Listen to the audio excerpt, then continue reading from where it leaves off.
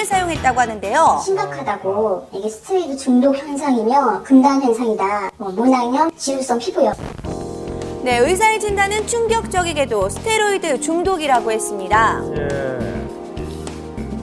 피부를 재생해주는 크림이라고 믿었었는데 스테로이드 덩어리였던 겁니다. 아이고. 스테로이드는 의약품이기 때문에 화장품에는 사용되어서는 안 되고요. 의약품으로 사용하는 경우에도 반드시 의사의 처방에 맞게 그 강도에 맞춰서 사용을 하셔야 됩니다. 기록을 깬 거예요.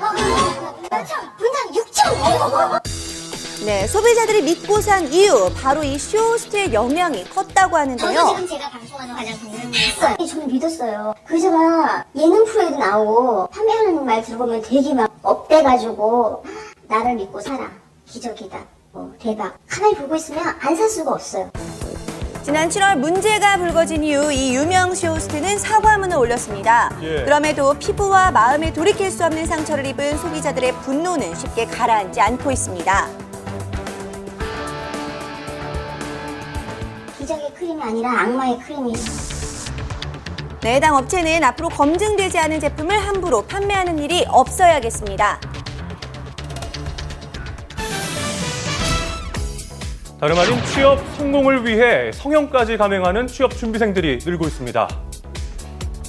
면접에서 계속 탈락의 고배를 마셨다는 한 남성. 취업할 때도 좀 유리한 점이 있을 것 같고, 그러니까 좋은 목소리 갖는 건 목소리를 괜찮은 것 어떻게 같아서. 성형하죠?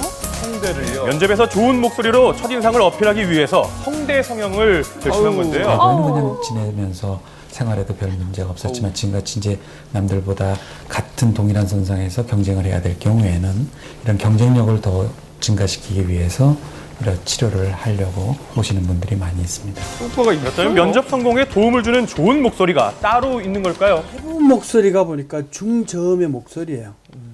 그 연예인들 있죠. 유명한 연예인.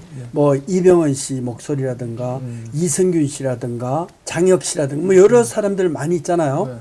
중저음의 소리가 나올 때 이 안정감이 있는 또 신뢰감이 있는 이런 소리겠구나 하는 것을 느껴요. 면접 성공의 비결, 목소리뿐만이 아닌데요. 외적인 이미지가 좋아야지 호감이 가는 게 당연한 것이기 때문에 겉으로 표출되는 어떤 목소리, 눈빛, 피부결, 그리고 헤어스타일, 어떤 복장에 대한 어떤 센스, 실제로 그 영업 직군이나 서비스 직군에서는 외모만으로도 판단을 해서 합격, 불합격이 좌우되기도 하는 게 현실입니다. 이력서에 채워 넣을 한 줄의 스펙부터 첫눈에 보이는 외모까지 경쟁해야 하는 현실 때문에 취업 성형이라는 신조어까지 탄생했습니다.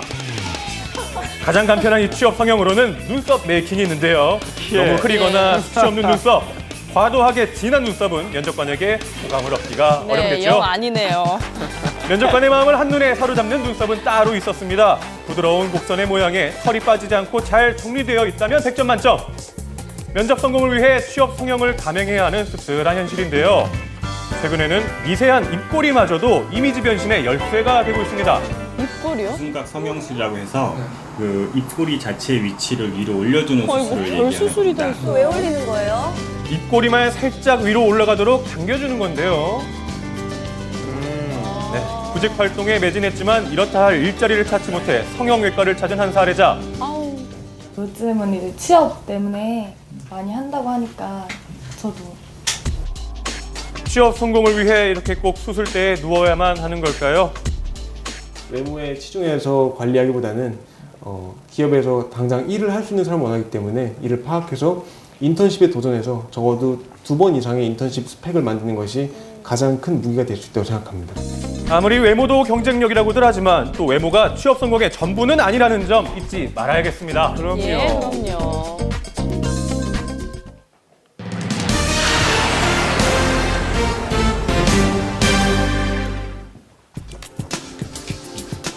전 세계인을 충격으로 몰아넣은 사건이 있었습니다. 바로 지난 주말 케냐의 수도 나이로비 도심 한복판에서 테러가 발생했는데요.